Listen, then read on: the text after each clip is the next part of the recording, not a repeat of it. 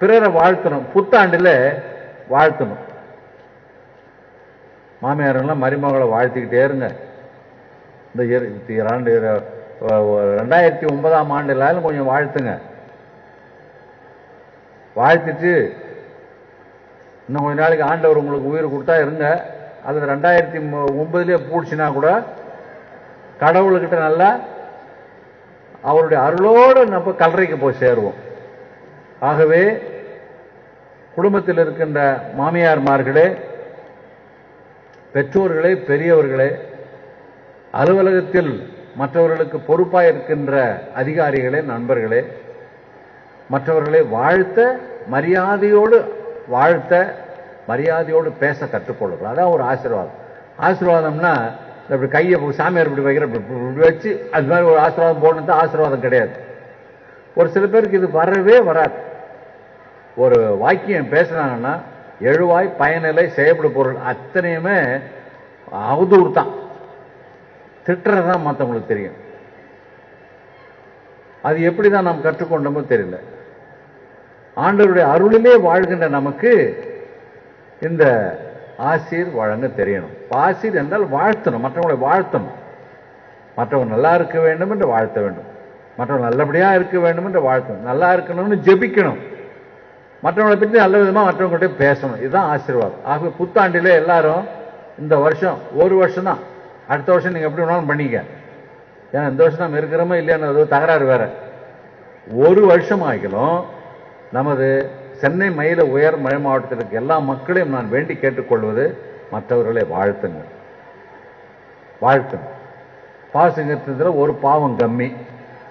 சாமி நான் திட்டினேன், நான் வாயார தூற்றினேன் அப்படின்னு சொல்ல மாட்டீங்க பாருங்க. வாழ்த்த கற்றுக்கொள்ள வேண்டும். எப்படி வாழ்த்த வேண்டும்? ஆண்டவர் உங்களை காப்பாராக என்று வாழ்த்து. ஆண்டவர் நம்மை காக்கிறாரா இல்லையா? நம்மை காக்கிறார், நம்மை பாதுகாக்கிறார். அதே போல மற்றவங்களுடைய எண்ணங்களையும் மற்றவருடைய தகுதியையும் மற்றவருடைய உரிமையும் நாம் பாதுகாக்கணும். இதான் நான் இங்கிலீஷில் சொல்லிட்டு வந்தேன். உங்களுக்கு இங்கிலீஷ்லாம் தேவையில்லை, தமிழில் சொன்னா போதும். நாம் ஆண்டவர் நம்ம எப்படி காப்பாற்றுகின்றாரோ நம்முடைய தனித்தன்மையையும் நம்முடைய உரிமைகளையும் நம்முடைய இனத்தையும் எப்படி பாதுகாக்கின்றாரோ அதே போல மற்றவர்களை பாதுகாக்க நமக்கு கடமை இருக்கிறது. நமக்கு மட்டும் எல்லா உரிமைகளும் இருக்கிறது, மற்றவர்களுக்கெல்லாம் உரிமை கிடையாது என்று சொல்லக்கூடாது. அவர்களுடைய நல்ல பேரை நம்ம காப்பாற்றணும், மற்றவருடைய தனித்தன்மையை நம்ம பாராட்டணும், அவர்களை வரவேற்கணும். அவர்களுக்கு உரிமை இருக்கிறது. நமக்கு எவ்வளவு உரிமை இருக்கிறதோ, நமக்கு எவ்வளவு மற்றவர்களுக்கு கொடுக்க வேண்டும் என்று விரும்புகிறோமோ அத்தனையும் மற்றவர்களுக்கும் வேண்டும். ஆகவே மற்றவர்களை நாம் பாதுகாக்கணும், மற்றவருடைய உரிமைகளை பாதுகாக்க வேண்டும், மற்றவருடைய சொத்துக்களை பாதுகாக்க வேண்டும். எல்லா சொத்தை விட மற்றவருடைய நல்ல பேர் இருக்கு பார்த்தீங்களா, அந்த நல்ல பேரை காப்பாற்றும். மற்றவங்க பேர் கெட்டுப்படியா நாம் பார்க்கக்கூடாது. மற்றவருடைய பேர் விளங்கும். இதுக்கு நிறைய சந்தர்ப்பம் இருக்கு. மற்றவங்க பேரை கெடுக்கிறது தான் நம்ம நிறைய பயிற்சி பெற்றிருக்கிறோம் மொழிய, மற்றவனுடைய பேரை காப்பாற்றுறதுக்கு நமக்கு தெரியவே தெரியாது. இது ஏன் இப்படிப்பட்ட பண்பாடு நமக்கு வந்தது? எனக்கு கடவுளுக்கு தான் ஒரு புரியாத ஒரு புதிராக இருக்கிறது. நம்மை மற்றவர்கள் வையக்கூடாது, மற்றவர்கள் நம்மை இகழ்ச்சியா பேசக்கூடாது, நம்மை அன்பாக நடத்த வேண்டும், நம்முடைய உரிமைகளை பாதுகாக்க வேண்டும், நம்ம உரிமை பறிபோக நாம் விடக்கூடாது என்று நாம் நினைக்கின்ற பொழுது அதே பாணியிலே பிறருடைய உரிமைகள், பிறருடைய தனித்தன்மைகள், பிறருடைய நல்ல பேரு இவற்றை காப்பாற்றுவதற்கு நம்ம கடமை இருக்கிறது. இதான் நல்ல ஆசீர்வாதம். கடவுளுடைய ஒளி அது எல்லாருக்கும் தெரிஞ்சது. மூன்றாவது அம்சம், சமாதானம் உண்டாவதாக என்று மற்றவர்களை வாழ்த்த வேண்டும். நம் குடும்பத்தில் சமாதானத்தை நாம் விரும்புவது போல மற்றவர்களும் சமாதானமா இருக்க வேண்டும் என்று நாம் விரும்ப வேண்டும். மற்றவங்க சமாதானமா இருக்கிறத பற்றி நாம் சந்தோஷப்படணும். ஒரு சில பேருக்கு இது பிடிக்காது. பல வீட்டுகளில் சமாதானமா ஒருத்தர் விட்டு கொடுத்து பரஸ்பர உணர்வோடு நல்ல சகோதரர்களாக வாழ்ந்துட்டு இருப்பாங்க. அது பிடிக்காது. சரி, பக்கத்தில் இருக்கிறவனுக்கு அது பிடிக்காது.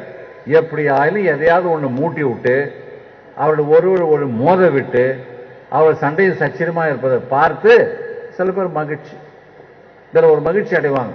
பார்த்தீங்களா, எப்படி ஒருத்தர் மோதிக்கிறாங்க பார்த்தீங்களா? அப்படி அதில் ஒரு சந்தோஷம். மற்றவருடைய தாழ்விலே சந்தோஷம் நமக்கு வேண்டுமா? கூடாது.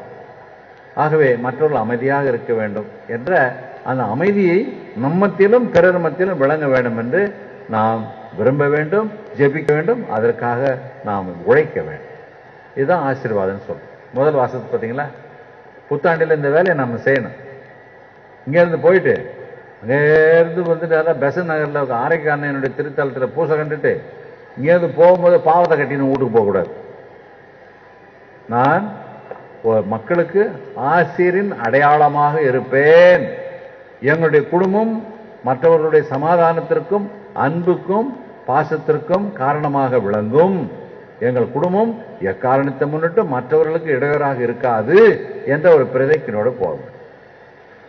இரண்டாம் வாசகம் கலாத்தியருக்கு எழுதப்பட்ட நிறுவத்திலிருந்து நிறைய விஷயங்கள் இருந்தாலும் ஒரு சிறு சிந்தனை மட்டும் நாம் எடுத்துக்கொள்வோம். மணமகன் ஒரு பெண்ணின் வாயிலாக பிறந்தார். புரிந்த சின்னப்பர் மேரி மாதாவை பற்றி அவருடைய நிருபத்தில் ஒரு இடத்துல கூட மேரின்னு சொன்னதே கிடையாது. அதனால அவர் அந்த காலத்தில் அப்படிதான் இருந்தது. அப்பதானே திருச்சபை தொடங்கிச்சு. இப்ப 2000 ஆண்டுகளுக்கு பிறகு 2008 ஆண்டுகள் ஆகின்ற இந்த கிறிஸ்து பிறந்து இப்போ நமக்கு தெரியுற மாதிரி அப்பெல்லாம் புனித சின்னப்பருக்கு இவ்வளவு விளக்கமாக கன்னிமரியாளுடைய சிறப்பு தன்மை தெரியாது. ஆனால் இதை மட்டும் சொல்லுகிறார், அவர் ஒரு பெண்ணின் வயிற்றிலே பிறந்தார். கடவுள் பெண்ணின் வயிற்றிலே பிறந்தார் என்று சொல்லும் பொழுதே கடவுள் இந்த உலகத்தில் மனுஷனா பிறந்தார், நம்மை போல பிறந்தார், ஒரு தாய்க்கு மகனாக பிறந்தார். பிறந்த பிறகு கடவுளே நம்முடைய சகோதராக மாறிவிட்டார் இல்லையா? நாம் எல்லாம் தாயின் வயிற்றிலே பிறப்பது போல இயேசு தன்னுடைய தாயின் வயிற்றிலே பிறந்ததன் வாயிலாக கடவுள் நம்முடைய சகோதரராக நம்மில் ஒருவராக அவர் மாறிவிட்டார். நம்மில் ஒருவராக அவர் மாறிய பிறகு நாம் கடவுளை